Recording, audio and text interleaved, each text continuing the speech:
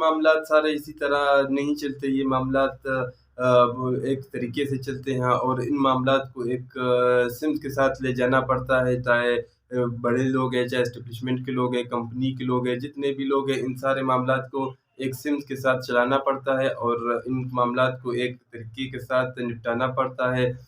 اگر عمران خان کے ساتھ انہوں نے زیادتی کی، کچھ بھی کی، تو یہ پاکستانی عوام کبھی بھی انہیں معاف نہیں کرے گی۔ تو ناظرین، آج اعوذ باللہ من الشیطان الرجیم، بسم اللہ الرحمن الرحیم۔ ناظرین السلام علیکم۔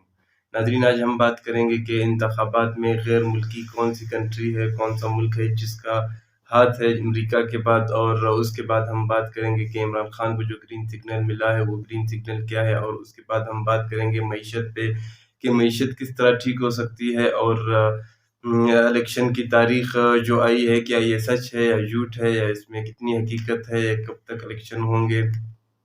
اور اس کے ساتھ ہم بات کریں گے نواز شریف نے جو پریس کانفرنس کی تھی، اور جو ان کے خواب تھے آنے کے، اور جو اس نے سب کچھ سوچا ہوا تھا کہ میں آؤں گا اور میرے علاوہ تو کوئی چوائس ہی نہیں ہے جو کمپنی کے لیے، اور کوئی جتنے بھی جو بلاول ہے، زرداری ہے، عمران خان ہے، جو جتنی بھی پارٹیاں ہیں، ان سب کے لیے یہ جو کمپنی تو ان کو چوز ہی نہیں کر سکتی، بس مجھے چوز کر سکتی ہے۔ اور پھر انہوں نے سب سے پہلے جا کے جب انہوں نے اپنے جو ان کے خیالات تھے، اور جو شاید ہونے بھی جا رہا تھا اس طرح، جو ان لوگوں نے پیچھے سے ڈیل بھی کی ہوئی تھی، تو جا کے جب انہوں نے پریس کانفرنس کی، اور جب انہوں نے کہا کہ ہم جو بدلہ ہے جو ان سے وہ ہے کیسز ہے باجوہ کے، اور جنرل باجوہ کے، اور جنرل فیض حمید کے، کہ ان سے ہم ان کے کیسز، ہم جو کرپشن کے کیسز ہیں ان کے جو کچھ ہے وہ ہم سامنے لائیں گے، اور ان کو انجام تک پہنچائیں گے۔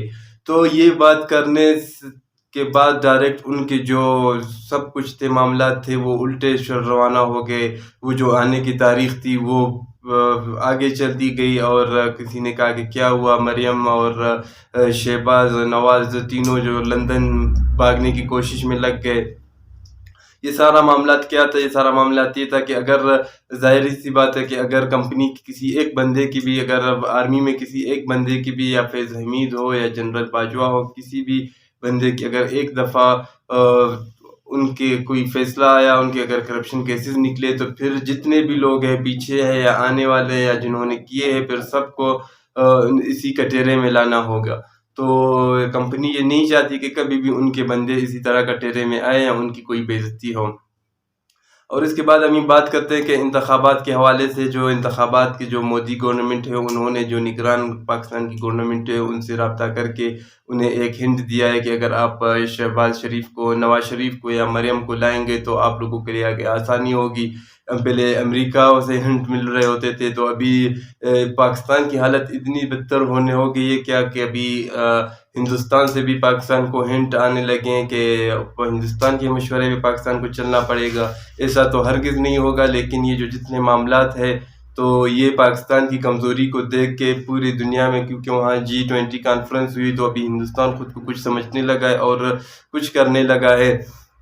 اس طرح کے ایسے معاملات کرے گا، پاکستان میں انٹرفیرنس کر رہا ہے انتخابات کے معاملے میں، جو پوری دنیا کی نظریں پاکستان کی طرف ہے۔ انتخابات کے بعد کس کی گورنمنٹ آنی ہے؟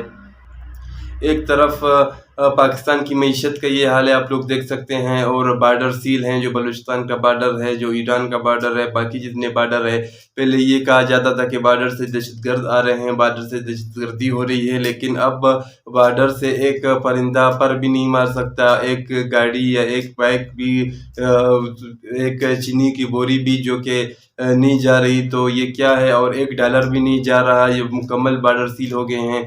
تو یہ سارے معاملات کیا تھے؟ یہ تو کمپنی کے اپنے ہی ہاتھ میں ہے، جو جب بھی چاہے بارڈروں کو بند کرے، سیل کرے، لیکن یہ بارڈر بند کرنے سے کبھی بھی معیشت ٹھیک نہیں ہوگی، اس سے معیشت مزید برباد ہوگی، اور جو لوگوں کے چولہا جلتا تھا اس سے، اور یہ بھی مزید ان کے لیے ایک تباہی کا باعث بن رہا ہے۔ اور جو جن کے کام چل رہے تھے ان کے بارڈر سے، بارڈری معاملات سے، ان کے جو اگر گھر میں روزی روٹی بند ہو جائے گی تو معیشت کا اور بیڑا غرق ہونے لگا ہے۔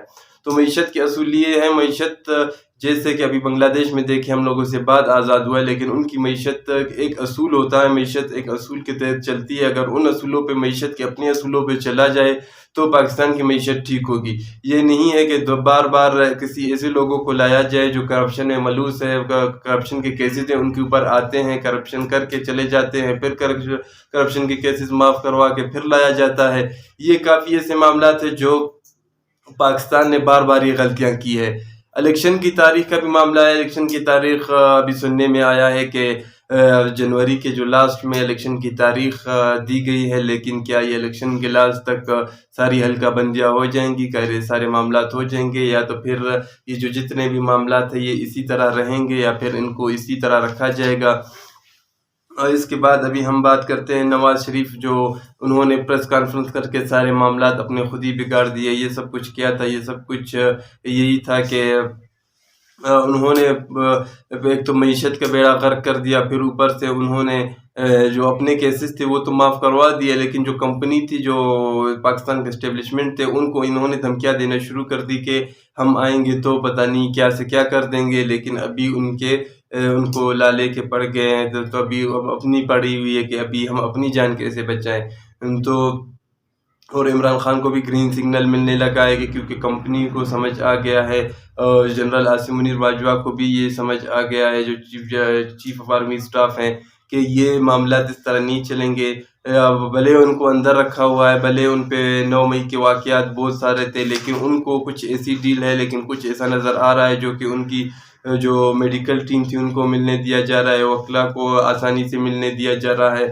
تو اس معاملات سے پتہ چل رہا ہے کہ عمران خان سے ان لوگوں کی جو ڈیل تھی وہ ہونے جا رہی ہے، یا ہو گئی ہے، یا تو کچھ دن بعد پتہ چلے گا کہ یہ بس ابھی آخری 10 دنوں کا 15 دنوں کا کھیل بچا ہے، کہ یہ آخری 10 دنوں 15 دنوں میں عمران خان کے ساتھ کیا کرتے ہیں اور معاملات کس طرف لے جاتے ہیں.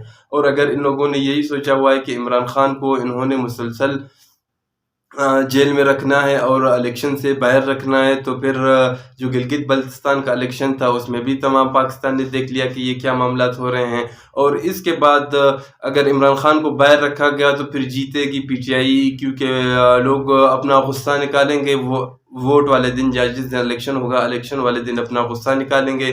اور اگر عمران خان کو تھوڑا ریلیف دیا گیا تو پھر باہر آ گئے عمران خان، تو پھر بھی شاید، کیونکہ ابھی عمران خان مکمل ٹی وی کوریج سے ہر جگہ سے باہر ہے، لیکن ان کی پارٹی مکمل زور پکڑتی جا رہی ہے. جیسے ضیاء الحق نے کیا تھا پیپل پارٹی کو توڑنے کے لیے، لیکن ضیاء الحق کا پیپل پارٹی کو توڑنے کے لیے 11 سال انہوں نے لگائے. پھر جب وہ ایک خاص عام تھے، انہوں نے جو اپنا کام دکھایا، اس کے بعد پھر جب بے نظیر بھٹو واپس پاکستان آئی تو ان کا استقبال کتنے جوش و خروش سے ہوا. اس ٹائم تو ضیاء الحق موجود ہی نہیں تھے، وہ شہید ہو گئے تھے جہاز میں، ان کا جہاز ہی پھٹ گیا تھا، ختم ہو گئے. تو اس کے بعد جب بے نظیر آئی تو اس کے بعد پھر بے نظیر کا اتنا جوش و خروش کے ساتھ اس کا استقبال کیا گیا.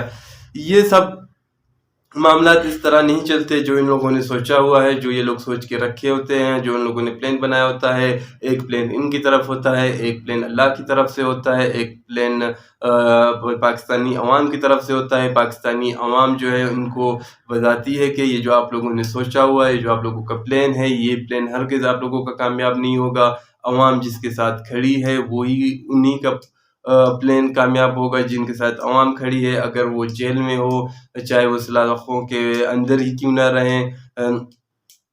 جو ضیاء الحق نے جتنے بھی بھٹو پہ قہر ڈالے، ان کی پسلیاں توڑی، ان کو پھانسی تک پہنچایا، سب کچھ کیا، لیکن کیا ہوا؟ پیپل پارٹی آج بھی موجود ہے. پیپل کا پارٹی بیچ میں کمزور ہوئی، کچھ دن کمزور ہوئی، لیکن پیپل پارٹی اس کے بعد 3 دفعہ اقتدار میں آئی ہے. تو یہ معاملات سارے اسی طرح نہیں چلتے. یہ معاملات ایک طریقے سے چلتے ہیں، اور ان معاملات کو ایک سمت کے ساتھ لے جانا پڑتا ہے. چاہے بڑے لوگ ہیں، چاہے اسٹیبلشمنٹ کے لوگ ہیں، کمپنی کے لوگ ہیں، جتنے بھی لوگ ہیں، ان سارے معاملات کو ایک سمت کے ساتھ چلانا پڑتا ہے، اور ان معاملات کو ایک طریقے کے ساتھ نپٹانا پڑتا ہے. اگر عمران خان کے ساتھ انہوں نے زیادتی کی، کچھ بھی کی، تو یہ پاکستانی عوام کبھی بھی انہیں معاف نہیں کرے گی.